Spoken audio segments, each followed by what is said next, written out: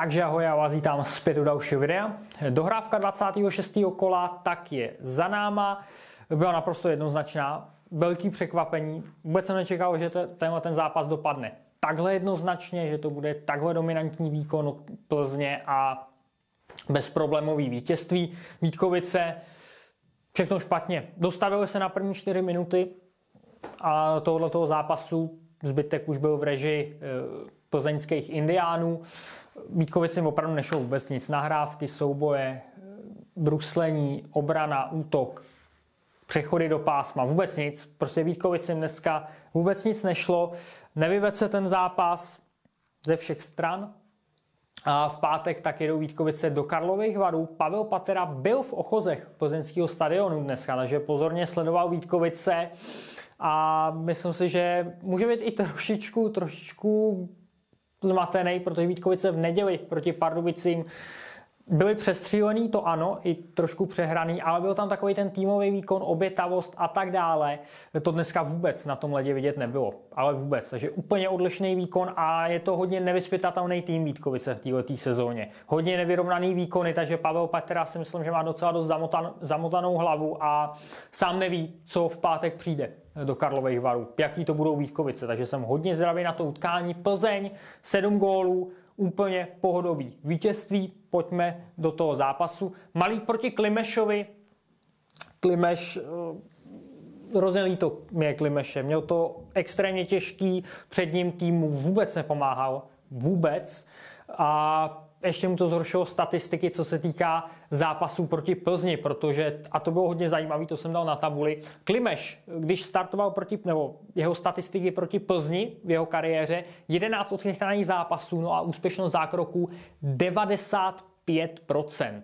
Fantastický čísla proti Plzni, myslím, že i trošičku na tohleto si myslím, že Vítkovice jeli, že dali do branky Klimeše, protože věděli, že proti Plzni tak má ty čísla dobrý, ale po dnešku už ne. Po dnešku ty čísla šly hodně dolů a bylo pro Klimeše prostě hororový zápas, žádná výpomoc od spoluhráčů, od obrany a vyžral si to opravdu až do konce, protože nešel střídat, chytal celý ten zápas a jo, hodně líto mi bylo Klimeše. Jetmerová střela tak byla chycená. Aktivní vstup Vítkovic, to je ta pasáž, kdy Vítkovice byly na ledě.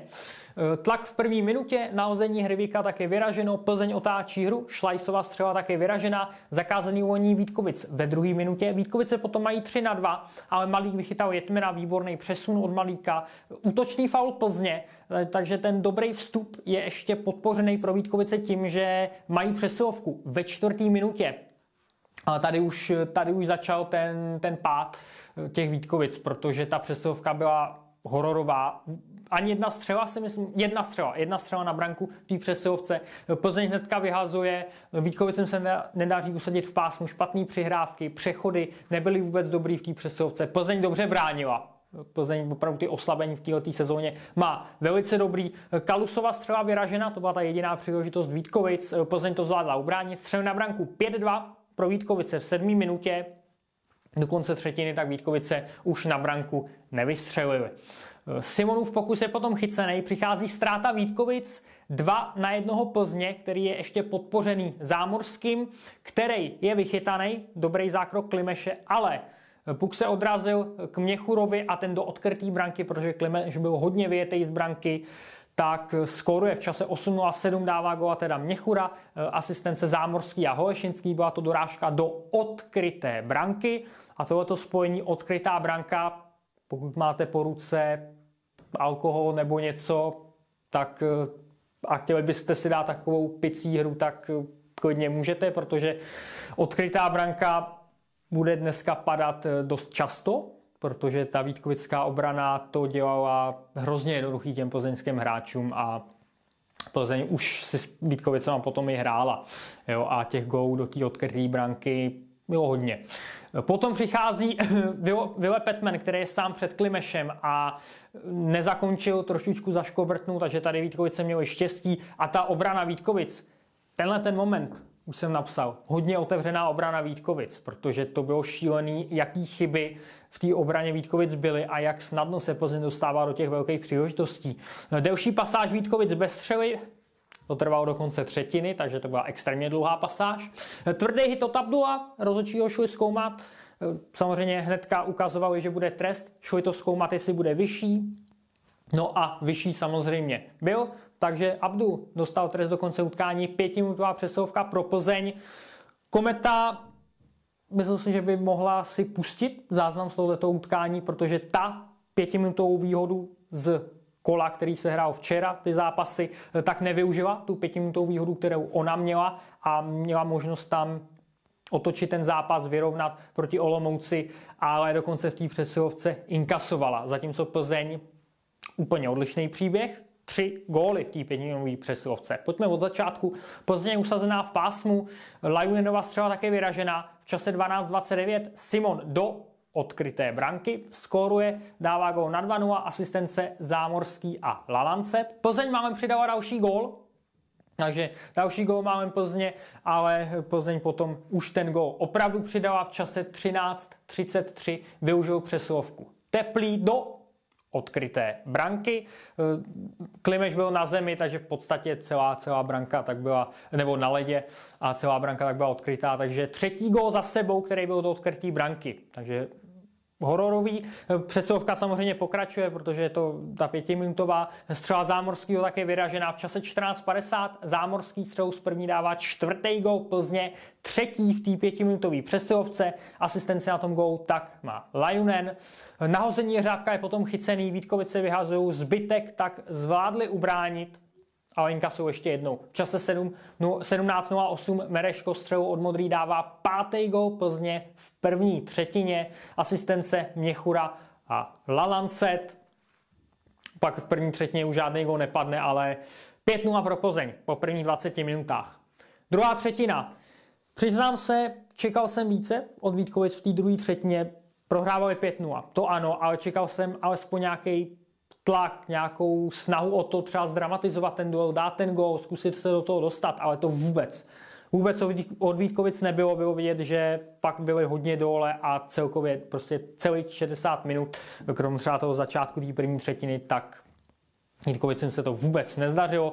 Klidný start třetiny, gólmani čekají na první zákrok. Vítkovice bez většího tlaku v pásmu. Očekával jsem Vítkovice v té druhé třetině, že budou trošičku více tlačit na pilu. Nestalo se tak. Prohrávají souboje, to trvalo celý zápas. Přesilovka pro Vítkovice ve 4. minutě, ale zase Plzeň vyhazuje, Vítkovice se usazují, ale střely jsou mimo branku. Plzeň se osvobozuje a zvládla to ubránit. Pak přichází únik Sedláčka, který je vychytaný, únik Miko Petmana, který je vychytaný, 2 samostatní úniky za sebou od plzeňských hráčů, takže Vítkovice ani dál nepomáhali vůbec Klimešovi, nechali ho v tom úplně vykoupat. Střely 2:0 pro Plzeň v 6. minutě, takže Vítkovice za 6 minut ani jedna střela na branku v té druhé třetině. Šílený. Zakázaný uvolnění Vítkovic v 7. minutě, Vítkovice potom otáčejí hru. Malík ale střely v pohodě kryje, potom přichází přerušovaná pasáž zápasu, Teplý minul z dobrý pozice, Plzeň kontroluje jednoznačně zápas, v čase 9:55 Lalancet do správně odkryté branky, 4. gól do odkrytý branky, Plzeň tak vede už 6:0, asistence Měchura, Vítkovice zatím 2 střely za 12 minut druhé třetiny. Jak jsem říkal, čekal jsem více. Průnik Strnada také vychytaný, přesilovka pro Plzeň ve 13. minutě. Měchura je vychytaný, Plzeň je usazená v pásmu, točí Vítkovice. Tady v tenhle moment už si Plzeň jenom hrála. Chtěla to opravdu vykombinovat úplně až do kuchyně a byl to i takový smutný pohled, když jsem to viděl, že opravdu ty Vítkovice byly úplně hotový a vůbec nevěděli, která bije. Jo, Plzeň si opravdu dělala, co chtěla. Simon je vychytaný, Měchurova střela je chycená, Vítkovice to zvládli ubránit. 2:1 Plzně, ale bez zakončení. Jo, Plzeň zase přehrála to, zkusila prostě udělat na krásu. Plzeň si už hraje s Vítkovicema jenom. Průnik Jetmena také vychytaný, pokus Hryvika je chycený, takže Vítkovice měly nějaký příležitosti ke konci, ale žádný nebezpečný to nebyly. Protiútok Plzně, Klimeš vychytal Teplýho, Teplý zase v tutový šanci, ale Klimeš zakročil skvěle. Po 2 třetinách 6:0 pro Plzeň. Třetí třetina. 2:1 Vítkovic, střela mimo branku, Plzeň potom má 2:1, to je bez zakončení. Vítkovice tlačí ve 2. minutě, Malík vychytal Hanzla, zakázaná uvolnění na obou stranách, pasáž bez střelu na branku. Jo, v té třetí třetině můžete vidět, že tolik poznámek není, protože bylo to 6-0 a i v té třetí třetině se v podstatě toho moc nedělo. Myslím, že oba týmy tak už to skončí, hlavně třeba bez zranění nějakých hráčů a bez nějakého vyhrocení. Jo, kdyby náhodou něco, už se to dohrávalo v klidu. Hraje se bez přerušení, střel na branku 1-1 v 7. minutě, tlak Plzně v 8. minutě, obtočení Sedláčka je chycený v čase 8:07. Mereško do odkryté branky dává šílený, opravdu šílený. 7. gól Plzně, asistence Miko Petman a Malík, takže Malík čistý konto, k tomu 1 asistence.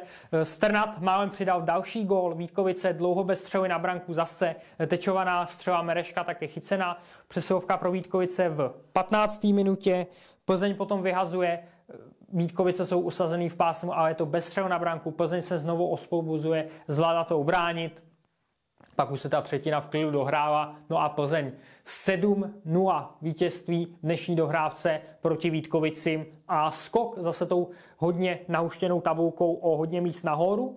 Uvidíme, jestli Plzeň na to naváže v pátečním kole a hlavně jsem zvědavý na Vítkovice v Karlových Varech, jaký tým nastoupí, protože Vítkovice nevyzpytatelný v téhle sezóně. Vypadalo to, že třeba ten pattern už by mohli prolomit, měli teďka 2 výhry za sebou po dlouhé době, ale dneska zase to byl ten výkon, který nebyl vůbec dobrý, byl to horor a uvidíme, jak Vítkovice v jakém rozpoložení přijedou do Varu. Střely na branku 18-5 pro Plzeň v první třetině, 10-5 ve druhé třetině pro Plzeň, 7-6 pro Vítkovice ve třetí třetině, celkový střely 34-17, přesilovky Plzeň 100%, Vítkovice nevyužili ani jednu ze 3, bloky 21 bloků Plzeň, 11 bloků Vítkovice a to byly vlastně pod obrovským tlakem, bylo vidět, že ta obětavost tam u Vítkovic vůbec nebyla oproti tomu předchozímu zápasu proti Pardubicím i proti tomu zápasu s Třincem. Malík 17 zákroků ze 17 střel, čistý konto, Klimeš 27 zákroků z 34 střel, bylo mi hrozně líto Klimeše, nechal ho v tom Vítkovice úplně, ta obrana, vlastně všichni hráči, úspěšnost zákroků Klimeše 79,41%, takže jeho čísla v této sezóně zase klesnou, bo hodně, už teďka jsou ty čísla v této sezóně hrozivý u Klimeše, teď to klesne ještě o to víc a jeho bilance proti Plzni, kterou měl perfektní před tím zápasem, tak taky utrpěla velkou ránu. Takže uvidíme, jak se z toho Vítkovice oklepou a jak zahrajou zápas s Karlovými Vary v pátek. Dejte mi do komentářů, co říkáte na ten zápas, jak jste ho vnímali vy, jak se vnímali Vítkovice a jak si myslíte, že budou Vítkovice reagovat v pátek. Já vám moc děkuji za zhlídnutí, no a budu se nás těšit zítra. Mějte se hezky a čau.